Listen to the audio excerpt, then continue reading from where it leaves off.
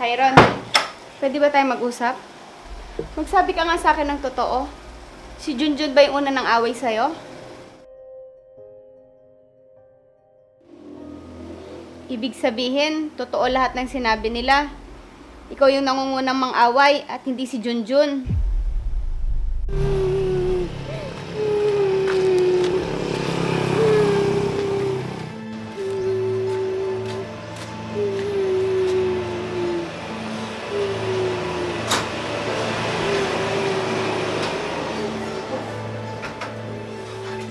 O anak, bakit ka umiiyak? Anong nangyari sa'yo?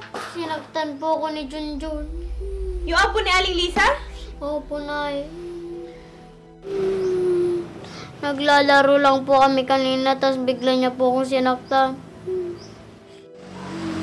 Humanda sa akin yung batang yan. Wala siyang karapatan na saktan ka.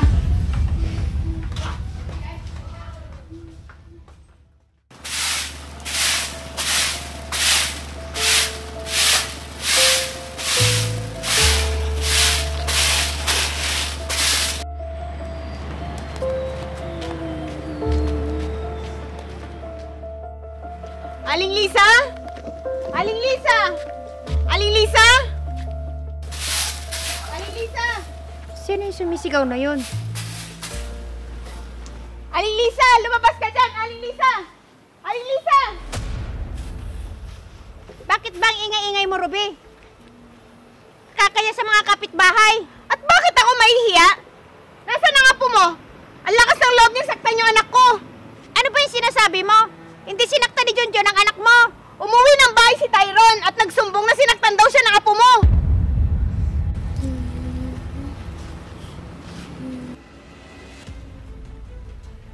Hindi sinaktan ni Junjun ang anak mo, Ruby. Naglalaro lang sila dito kanina. Nang bigla niyang saktan ang apo ko dahil natalo siya sa laro nila. Hindi totoo yan! Hindi marunong manakit yung anak ko! Baka yung apo mo ang nanakit sa anak ko! Nakita ko ang nangyari kanina, Ruby. Kaya di mo pwedeng sabihin na ang apo ko ang unang nanakit sa anak mo. Malay ko bang pinagtatakpan mo lang yung apo mo?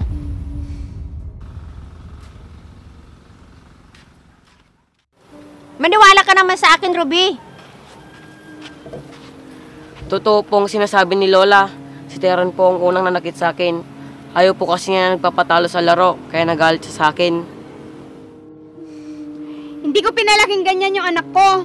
Ikaw, Aling Lisa, turuan mo yung apo mo wag magsinungaling. Ang bata pa, kagaling na gumawa ng kwento. Kapag naulit pa talaga yung nangyari ngayon, ipapabarangay ko na kayo. Halika na, Tyron, anak.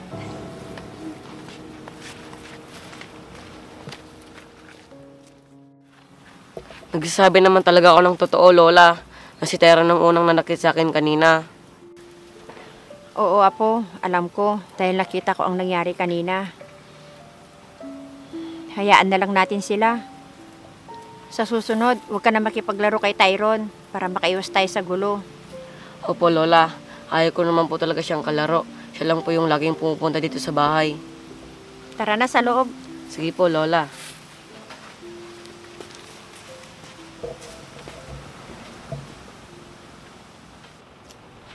Ni?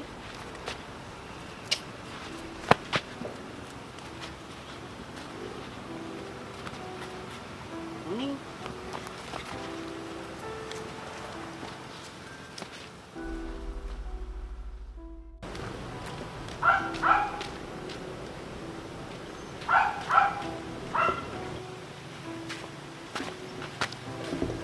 Junjun, laro tayo. Sa iba ka nalang makipaglaro. Baka magalit na naman yung nanay mo sa lola ko. Hindi, wala rin naman kasi si nanay sa bahay namin. At ayaw na rin kasi makipaglaro yung ibang bato sa akin. Sige, ipangako mo muna na hindi ka magagalit pag natalo ka. O sige ba? O sige, sa ito. Ako na muna. Sige. O sa akin. Isa pa. O tabla.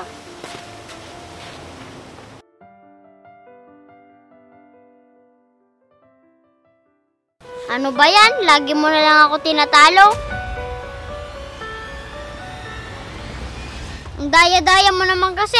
Lola, O apo, ano bang nangyayari dito? tinulak po ako ni Tyrone, Lola. Bakit mo naman tinulak si Junjun? Lagi na lang siyang panalo. Siguro dinadaya niya ako kaya hindi ako manalo. Di totoo yan, di kita dinaya.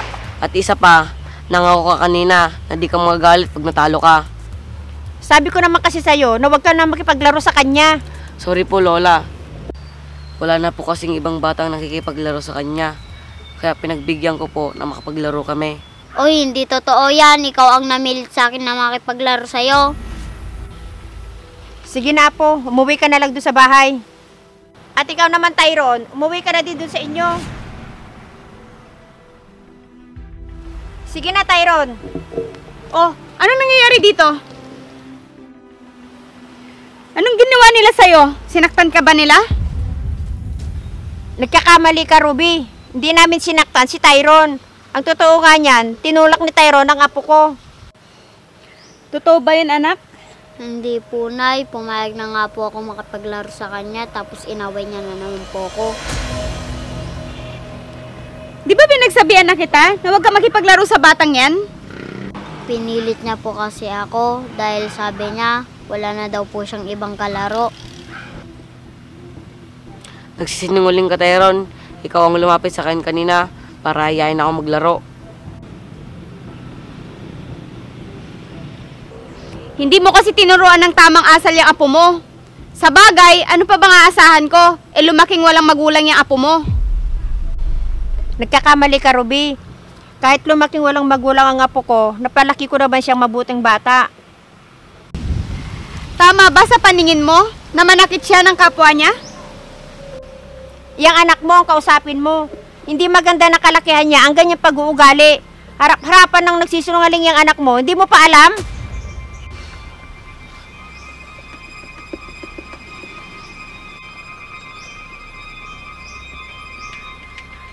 Halika na, Apo. Pasok na tayo.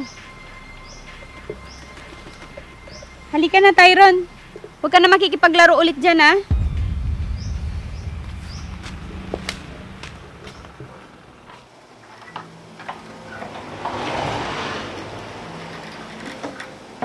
Tyrone, pwede ba tayo mag-usap? Magsabi ka nga sa akin ng totoo. Si Junjun ba yung una ng away sa'yo?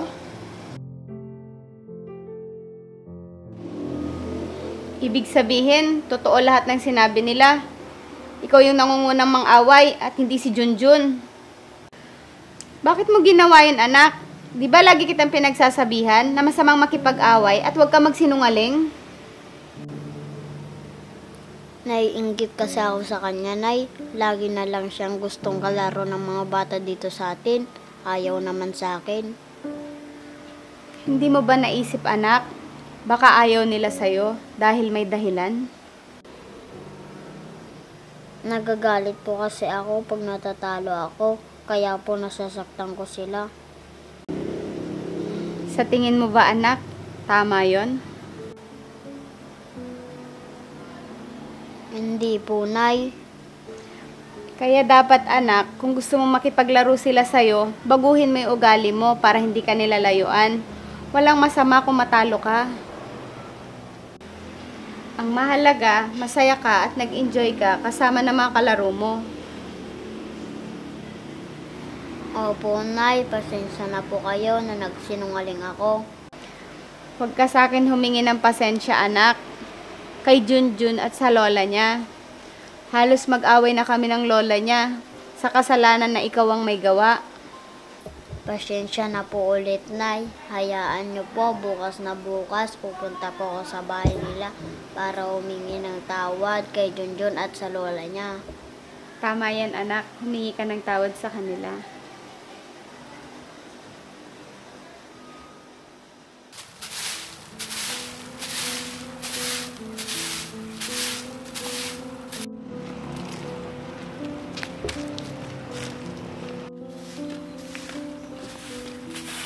Aling Lisa, andyan po ba si Junjun?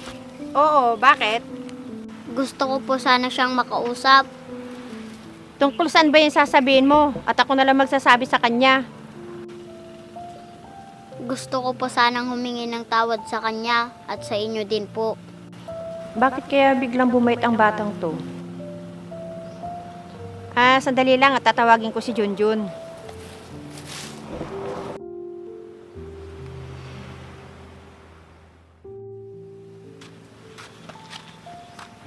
Lola, ba't nandito po sila? Ewan ko, may sasabihin daw sa'yo si Tyrone.